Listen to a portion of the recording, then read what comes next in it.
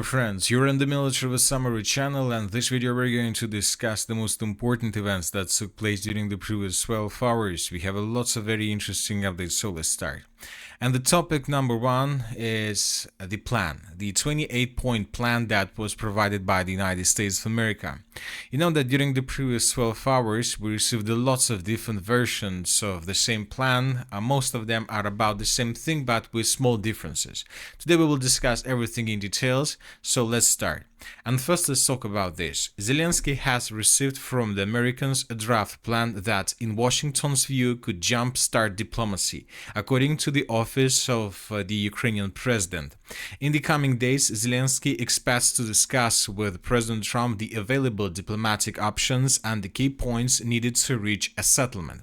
Notably, Zelensky has not issued a direct refusal to consider the plan, which is very important, which means that Zelensky is afraid of the President of the United States of America.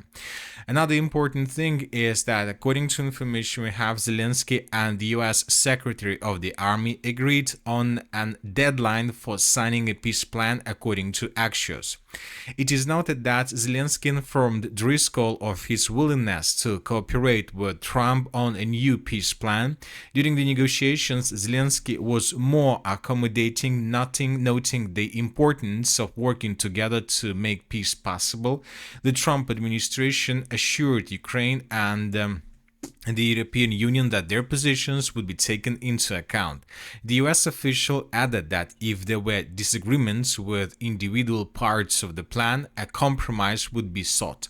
The plan calls for limiting the size and capabilities of the Ukrainian armed forces.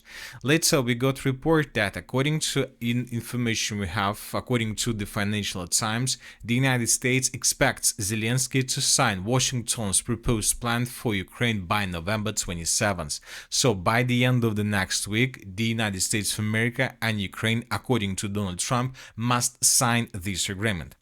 And this is the plan itself. So once again, during the previous night, we received lots of different versions of this plan. Some of them were detailed, some of them weren't detailed.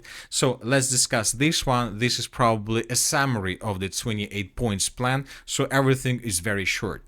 So when talking about this plan, telling the truth, the plan is a very interesting one. We have lots of interesting topics: security and political status of Ukraine. We have topics of territorial issues. According to this topic, Crimea, Donetsk, and Lugansk are de facto recognized as Russian territories.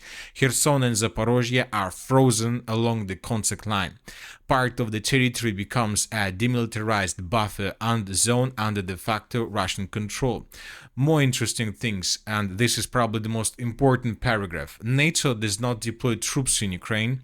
NATO fighters, but in the original version, the European fighter jets are stationed in Poland. This is a very huge and big difference. US-NATO-Russia security dialogue, creation of US-Russia working group. Economic bloc: sanctions will be lifted from the Russian Federation. The restoration of Ukraine: both Europe and Russia will give billions of dollars, which would be under control of the United States of America.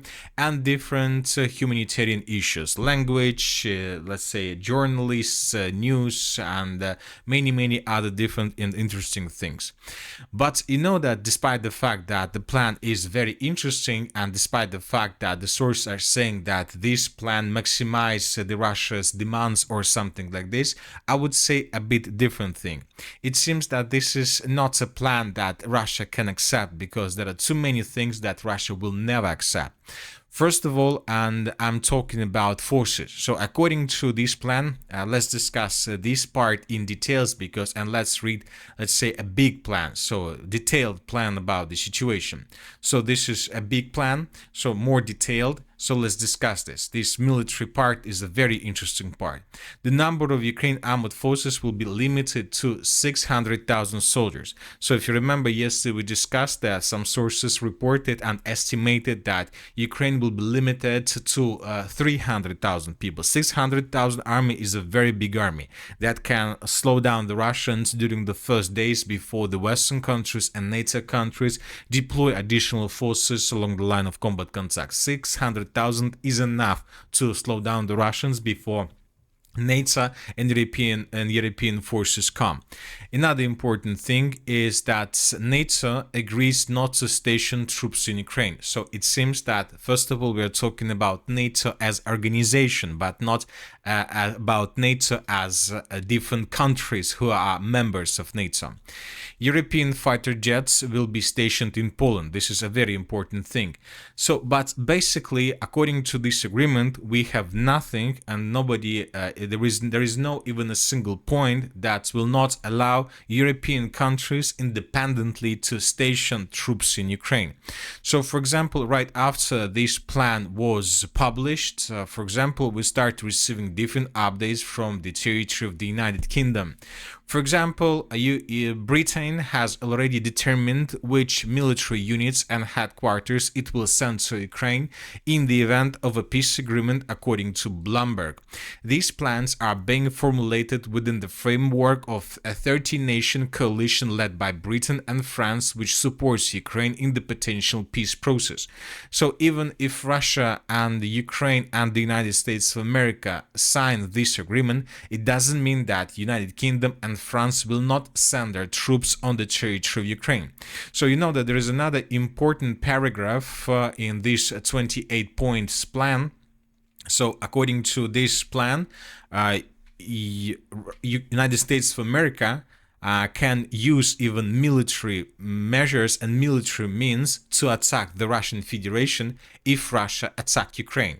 So the logical schema is that if Russia states and Ukraine signs this agreement, United Kingdom will immediately deploy their forces on the territory of Ukraine. The Russian Federation will be forced to attack United Kingdom forces across Ukraine, and this will be considered by the United States of America as a ruining of this agreement, and the United States of America will be forced to join probably possible conflict in the future. So this plan is not ready according to all these things, and obviously not even Ukraine but the Russian Federation might not accept this plan in the future. Anyway, let's wait and see what is going to be next, because as you can see, one of the most important demands of this plan is that this plan, first of all, would be signed between Zelensky and Donald Trump, between Ukraine and the United States of America by the 27th of November of 2025. And only then, after Zelensky and Trump signs this agreement, only then the United States of America will start talks and negotiations with the Russian Federation. Anyway, both Russia and Ukraine still have a lot of time. I would like to remind you that the current martial law was extended by the 4th of February of 2025, which means that there are still too many days when both Russians and Ukrainians and most likely the United States of America will try to handle everything to fix all issues and to make the situation when the parliament of Ukraine will not extend the martial law for another term. So this is the situation. Is the new bearskin hoodie worth it? I got one and tested it out so you don't have to. This fleece is thick. It's made from 340 GSM of bearskin fleece, which is super warm, wind blocking, and regulates body heat like a beast. You need the new 340 GSM military grade bearskin hoodie to get comfortable in the wild. It's the ultimate 10-pocket tactical hoodie that blocks wind. Anyway, let's wait and see what is going to be next, but now let's discuss the situation on the ground. And during the previous 24 hours and during the previous 12 hours, we received lots of very interesting updates. I would like to point your attention that yesterday the president of the Russian Federation had a meeting with Valery Gerasimov, with the head chief of the general staff of the armed forces of the Russian Federation. And according to information we have, Putin visited one of the headquarters along the line of combat contact. Most likely he was on the territory of the headquarters of the Group of Forces West, and the chief of the general staff of of the Armed Forces of the Russian Federation gave the president of Russia a very interesting report about the situation on the ground. So let's discuss this in details. According to this report, Kupiansk was completely captured by the Armed Forces of the Russian Federation. So the troops of the combined group are advancing in almost all directions. More than 80% of the territory of Volchansk has been captured by the Armed Forces of the Russian Federation. Conditions for the surrender of the Armed Forces of Ukraine in Kupiansk and Krasnoarmeysk have been created. Many of them cannot surrender due to the threat of shelling by their own forces. The group of forces east captured more than 230 square kilometers. 13 settlements in Dnipropetrovsk and Zaporozhye regions have come under the control of the Russian armed forces. Furthermore, all these reports, all these statements this morning were confirmed by different videos. So this is the situation, for example, in the area of the city of Kupiansk. This is the Kupiansk cauldron. This is the situation by the end of the 20th of November, and this is the situation by the beginning of the 21st of November. Once again, the chief of the General Staff of the Armed Forces of the Russian Federation stated that the city of Kupiansk was captured by Russians completely, and based on this report, we have adjusted the map by adding additional territories to the south of the city, in the southern part of the city. So these territories we colored. Furthermore, the chief of the General Staff reported that the Russians managed to establish complete control over the settlement of Petropavlovka. So this is the settlement of Petropavlovka on the Kupiansk direction, and based on the report that was published by the military commanders of the Russian army to the president of the Russian Federation, we adjusted these territories as well. But of course, lots of military experts, lots of centers requested and demanded to provide video proofs of Russian control over these territories, but yet the Russians haven't published anything. There was just a video, one video, this one from the city of Kupiansk. This video was published by the group of forces west, and during this video we can see how the fightings were taking place for the settlement of Kupiansk, and in the final part of this video we can see at least 3 episodes how Russian soldiers were raising their flags across the city of Kupiansk. So we have proofs that the Russians are on the territory of the city of Kupiansk, but we can't say for sure whether the entire settlement was taken. So during this video that we've just seen, the Russians raised their flags on the Yubileyny micro-district, the Russians raised the flag in the northwestern part, and the Russians raised the flag in the eastern part of the city. So 3 flags were raised, and we still haven't received anything from the southern part of the Zaskolye micro-district, and we still haven't received anything from the settlement of Sadova.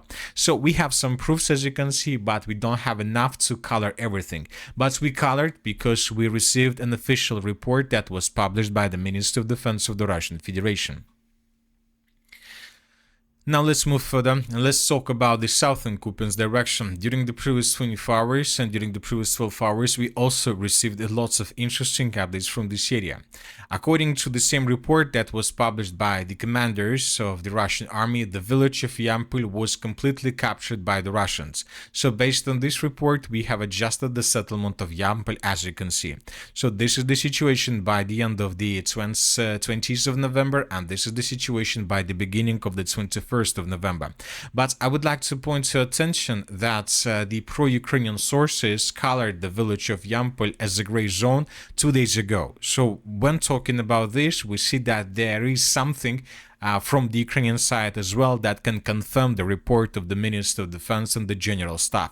So Ukrainians, the pro-Ukrainian sources colored this territory as a gray zone at least 2 days ago. And today the Minister of Defense and the General Staff confirmed this information as well. But once again, as you can see, without video proofs.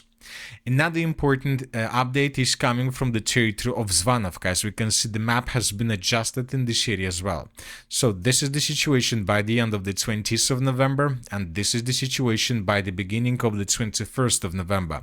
We colored this territory based on this video that was published by pro-Ukrainian sources. And in this video we can see how Ukrainians were attacking Russians across the settlement of Zvanovka with FPV drones. For example, this attack and this building was geolocated. This is exactly the construction that was attacked by FPV drone of the armored forces of Ukraine. Based on this video and based on this map that was provided by a very reliable Russian source, we adjusted the map as you can see right now in front of your screens. So we see that the news around the city of Siversk is tightening, and most likely Russians will continue advancing further until they are able to capture the settlement completely. Another important update is coming from the area of the city of Konstantinovka. The General Staff of the Armored Forces of the Russian Federation also made a very interesting update about the situation in this direction. The pro-Russian sources stated that by the morning of the 21st of November of 2025, Russian armored forces have captured 4,000 buildings in Konstantinovka. That was stated by the commander of the Group of Forces South. They have taken control over the eastern and the southeastern parts of Konstantinovka and have begun clearing the center. Most of the town is scheduled to be taken by Russia by mid-December. So almost in 3 weeks the Russians promised to secure the settlement of Konstantinovka, at least the biggest part of the city. Furthermore, this morning we got another video published from the settlement of Ivanopolia. So this is the situation by the end of the 20th of November, and this is the situation by the beginning of the 21st of November. The armored forces of the Russian Federation, as you can see, managed to establish complete control over the settlement of Ivanopolia. We came to this conclusion based on this video that was published by pro-Russian sources this morning. Here we can see how Russian soldiers were raising their Russian flag across the entire settlement. During this video, 4 episodes were geolocated. One of the flags was 3 flags were raised in the most northern part of the settlement, and 2 flags were raised in the southern part of the settlement. So this is the situation in this area. And of course, the chief of the General Staff of the Armored Forces of the Russian Federation reported about the situation in the city of Pokrovsk. The Russians stated that by the morning of the 21st of November of 2025, the Russians captured just 75% of the city of Pokrovsk. According to our map, the Russians secured more than 95%, so which means that there are still positions across the city of Pokrovsk, there are still pockets of resistance of the armored forces of Ukraine in this area. I would like to remind you that just yesterday we received this video from the Shakhtarsky micro district, and I would like to remind you that yesterday the Russians stated that they managed to secure the Shakhtarsky micro district, and the Russians continued offensive. So it seems that also in coming 2-3 weeks, probably by the mid of December, Russians will secure the city of Pokrovsk as well. So this is a very interesting situation. We are waiting for additional details. We are waiting for the 27th of November of 2025, and of course we are waiting for the reaction of the European countries. What are they going to do next? And as I told you at the beginning of this video, the United Kingdom has already started preparations to send troops on the territory of Ukraine if a peaceful settlement signed between Russia and Ukraine. And this is going to be a completely different conflict between Europe and the Russian Federation. And that's it for the short video. Military Summary channel reminds you condemn any violence in the world. Thank you for watching. Subscribe to my channel, put your likes, join my Patreon, and have a good day. Bye bye.